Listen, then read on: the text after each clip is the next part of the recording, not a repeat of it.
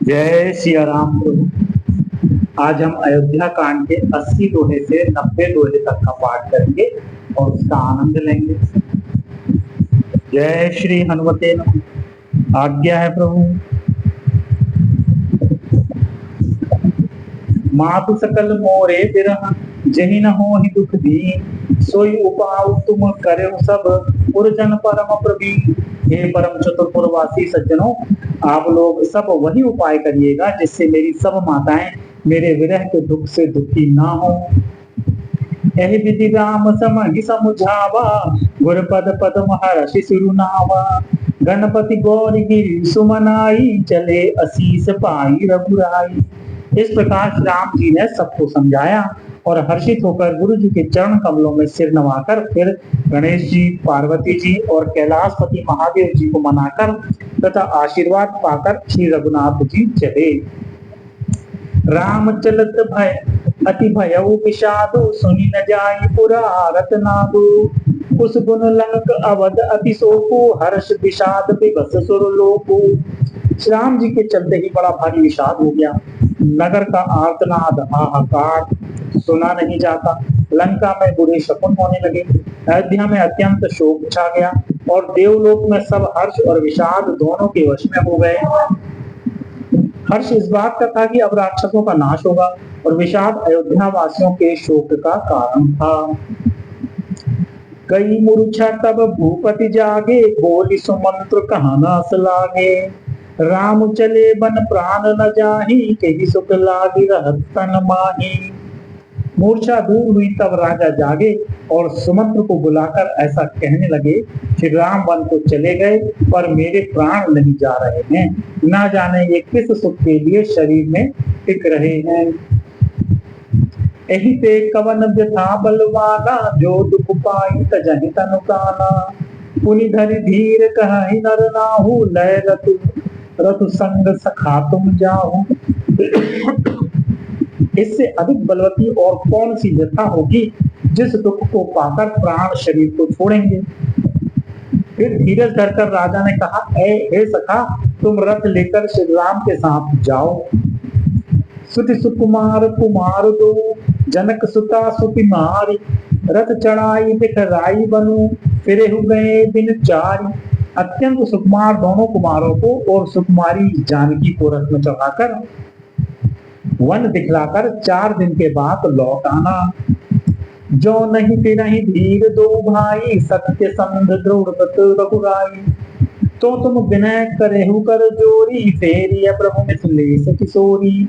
यदि धैर्यवान दोनों भाई ना लौटे क्योंकि श्री रघुनाथ जी प्रण के सच्चे और दृढ़ता से नियम का पालन करने वाले हैं, तो तुम हाथ जोड़कर विनती करना कि हे प्रभु, जनक कुमारी सीता जी को तो लौटा दीजिए। जब सिए कानन देखी डिराई कहो मोरि सिक अवसर पाई। सासु ससुर अस कहो संदेशु पुत्र प्रिय बन बहुत कलेशु।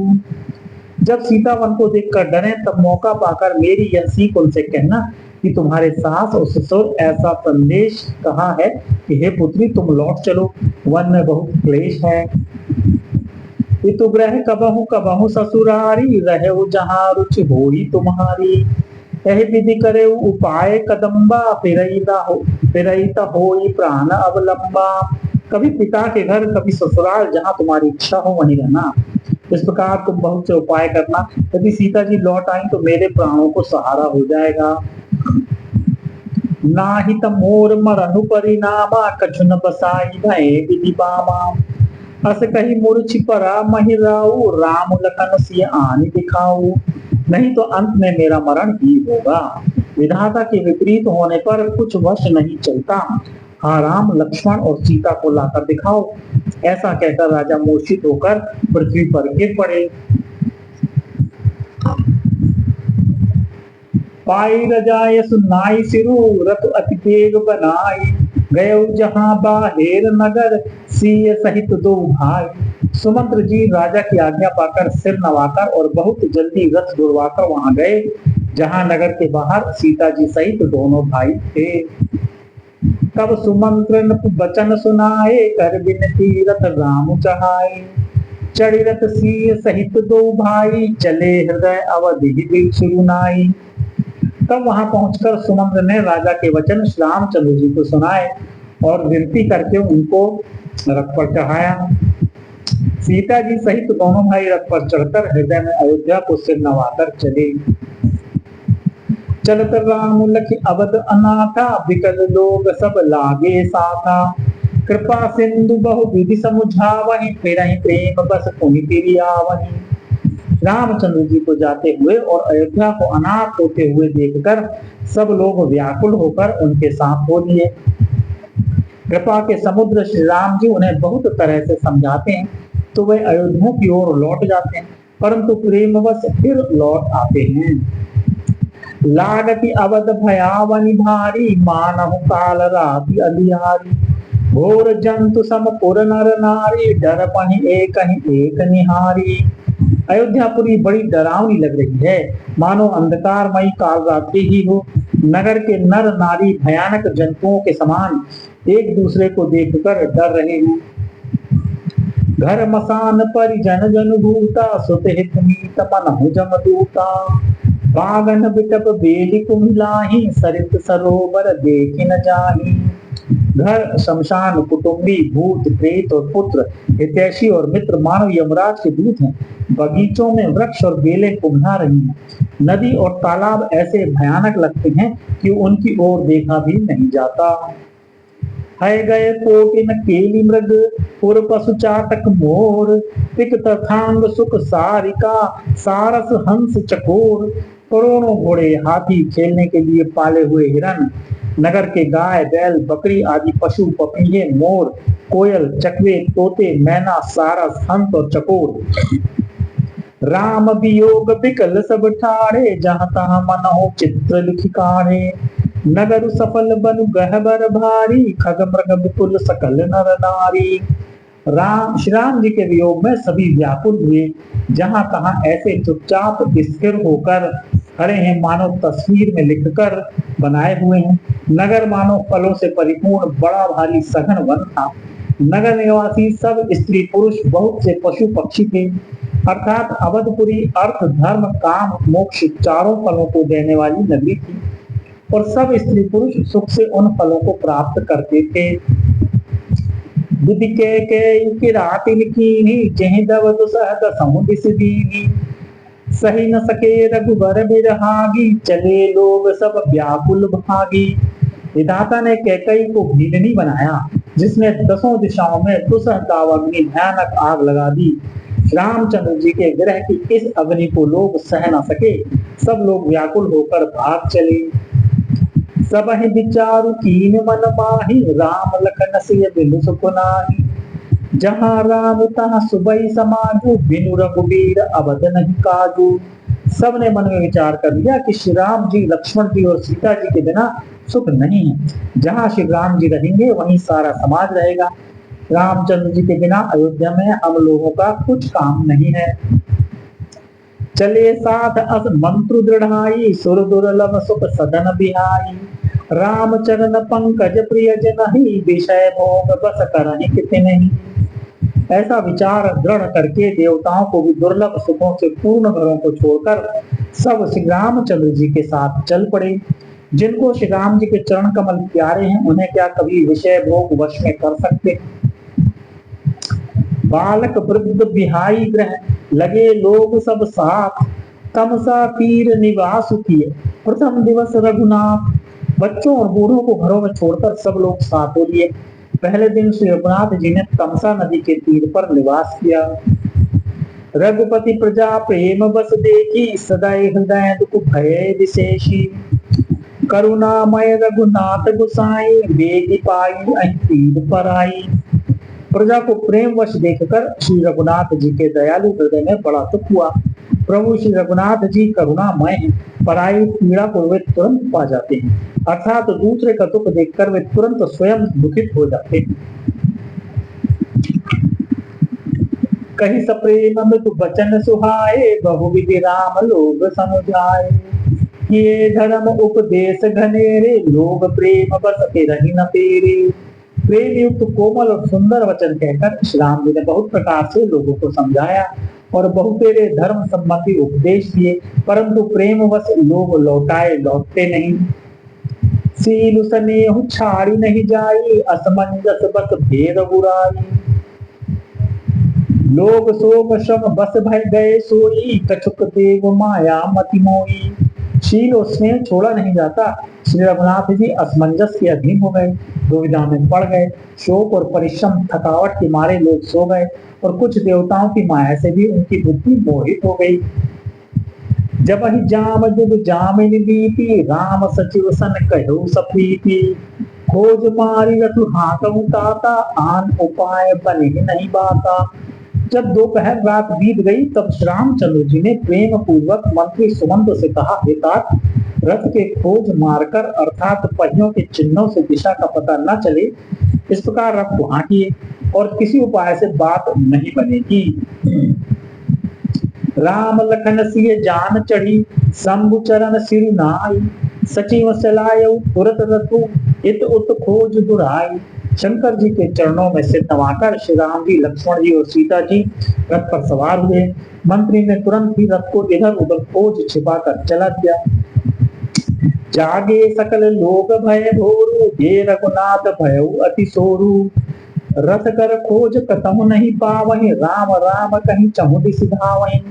सवेरा होते ही सब लोग जागे तो बड़ा शोर मचा कि श्री रघुनाथ जी चले गए, कहीं रथ का खोज नहीं पाते। सब हा राम पुकारते हुए चारों ओर दौड़ रहे हैं। मनहु बार निधि बूढ़ जहाजो, भयउ विकल बड़ बनिक समाजो। एक ही एक देहि उपदेशु, तजे राम हम जान कलेशु। मानो समुद्र में जहाज डूब गया हो, जिससे व्यापारियों का समुदाय बहुत ही व्याकुल हो उठा हो।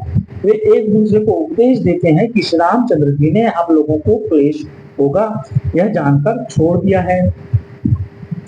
निंदहि आप सराहि मीना, अधिक जीवन रघुबीर विहीना। जो पे प्रिय वियोग विधि कीना, त्यों कस मरण न मांगे दीना। वे लोग अपनी निंदा करते हैं और मछलियों की सराहना करते हैं, कहते हैं रामचंद्र जी के बिना हमारे जीने को धिक्कार है। विधाता ने यदि प्यारे का वियोग ही रचा तो फिर उसने मांगने पर मृत्यु क्यों नहीं दी। एहि विधि करत प्रलाप कलापा, आए अवध भरे परितापा।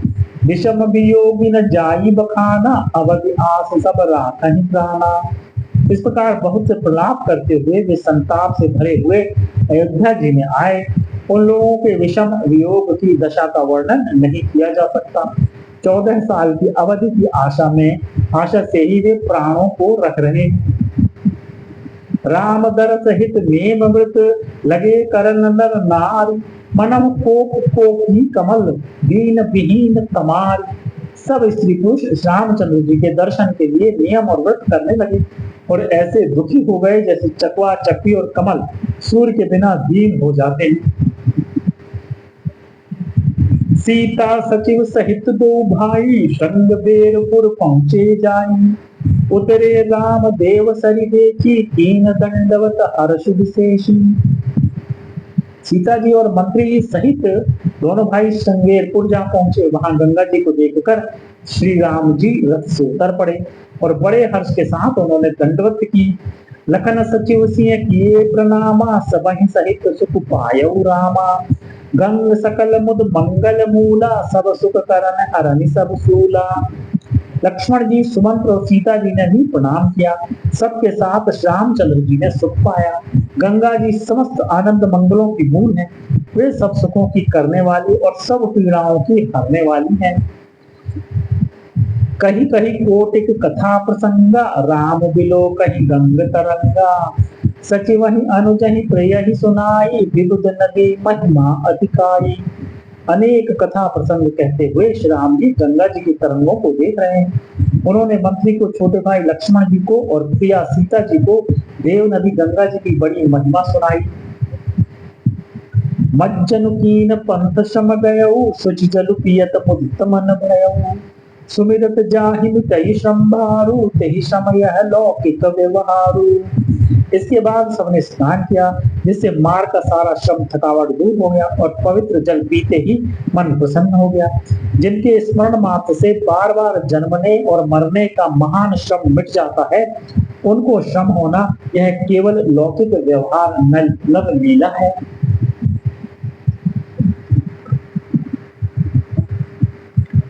शुद्ध सच्चिदानंदमय कंद भानुकुल केतु चरित करत नर अनुहरत संस्कृति सागर सेतु। शुद्ध प्रकृति जन त्रिगुणों से रहित मायातीत दिव्य मंगल विग्रह सच्चिदानंद कंद स्वरूप सूर्य कुल के ध्वजा रूप भगवान रामचंद्र जी मनुष्यों के सदृश ऐसे चरित्र करते हैं जो संसार रूपी समुद्र के पार उतरने के लिए पुल के समान है। यह सुधि गुह निषाद जब पाई मुदित लिए प्रिय बंधु बुलाए, लिए फल मूल भेंट भरी भारा मिलन चले ही हर्ष अपारा।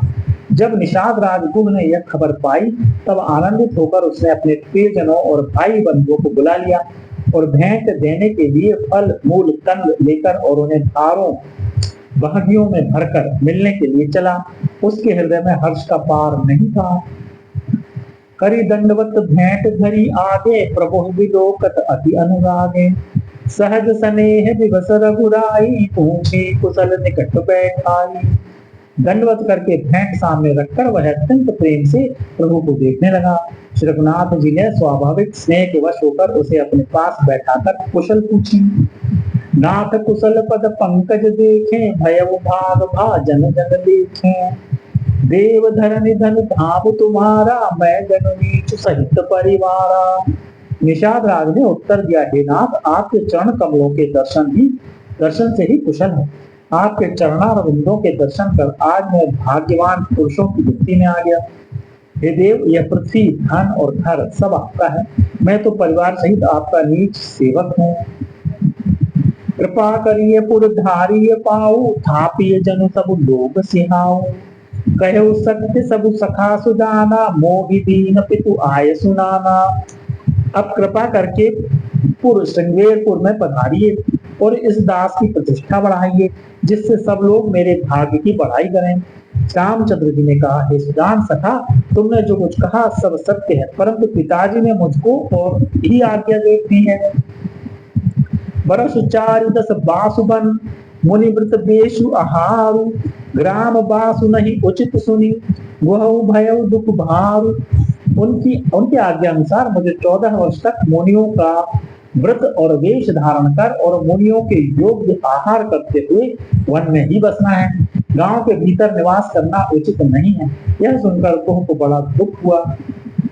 राम लखन सिय रूप निहारी, कहा सप्रेम ग्राम नर नारी, ते पितु मातु कहाहु सखी कैसे, जिन पठे बन बालक ऐसे। राम जी, लक्ष्मण जी और सीता जी के रूप को देखकर गांव के स्त्री पुरुष प्रेम के साथ चर्चा करते। कोई कहती है, हे सखी, कहो तो वे माता पिता कैसे हैं जिन्होंने ऐसे सुंदर सुकुमार बालकों को वन में भेज दिया है।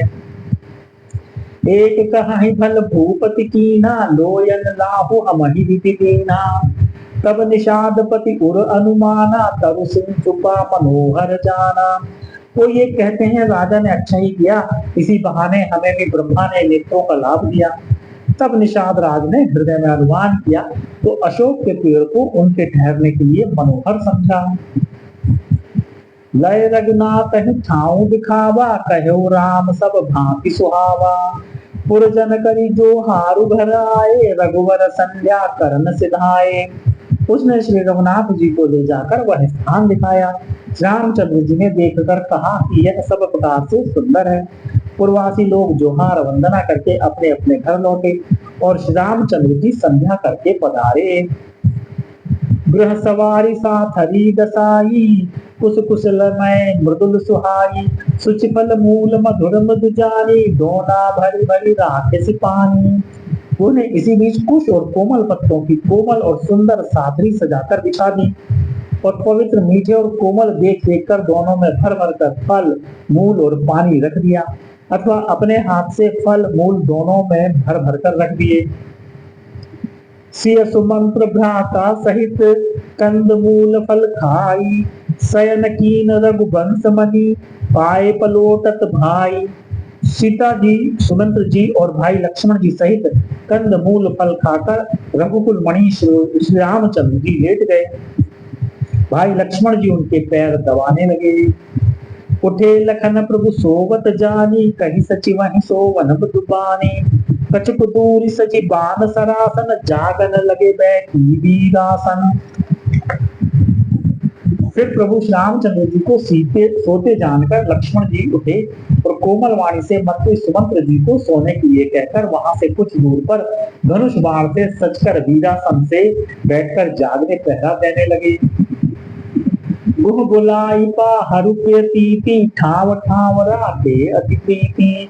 आप लखन पही बैठे जाई, कटिभाती सर चाप चढ़ाई। उन्होंने विश्वास पात्र पहरेदारों को बुलाकर अत्यंत प्रेम से जगह जगह नृत्य कर दिया और आप कमर में तरकस बांधकर तथा धनुष पर बाण चढ़ाकर लक्ष्मण जी के पास जा बैठा। सोवत प्रभु निहारी निषादु, भयउ प्रेम बस हृदय विषादु। तनु पुलकित जलि लोचन बहई, बचन सप्रेम लखन सन कहई। प्रभु को जमीन पर सोते देखकर प्रेमवश निषाद राज के हृदय में विषाद हो आया। उसका शरीर पुलकित हो गया और नेत्रों से प्रेमाश्रुओं का जल बहने लगा। वह प्रेम सहित लक्ष्मण जी से वचन कहने लगा। भूपति भवन सुभाए सुहावा, सुरपति सदन न पटतर पावा। मणिमय रचित चारु चौबारे, जनु रतिपति निज हाथ सवारे। महाराज दशरथ जी का महल तो स्वभाव से ही सुंदर है। इंद्र भवन भी जिसकी समानता नहीं पा सकता। उसमें सुंदर मणियों के रचे चौबारे छत के ऊपर बंगले हैं, जिन्हें मानो रति के पति कामदेव ने अपने ही हाथों सजाकर बनाया है। सुचि शुभ चित्र सुभोगमय, सुमन सुगंध सुबास। पलंग मंजुमणि दीप जहाँ, सब विधि सकल सुपास। जो पवित्र बड़े ही विलक्षण सुंदर भोग पदार्थों से पूर्ण और फूलों की सुगंध से सुवासित हैं, जहाँ सुंदर पलंग और मणियों के दीपक हैं तथा सब प्रकार का पूरा आराम है। यहाँ पर हम विश्राम लेंगे। कल पुनः अयोध्या कांड के 90वें दोहे से 100वें दोहे तक का पाठ करेंगे और उसका आनंद लेंगे। जय श्री हनुमती।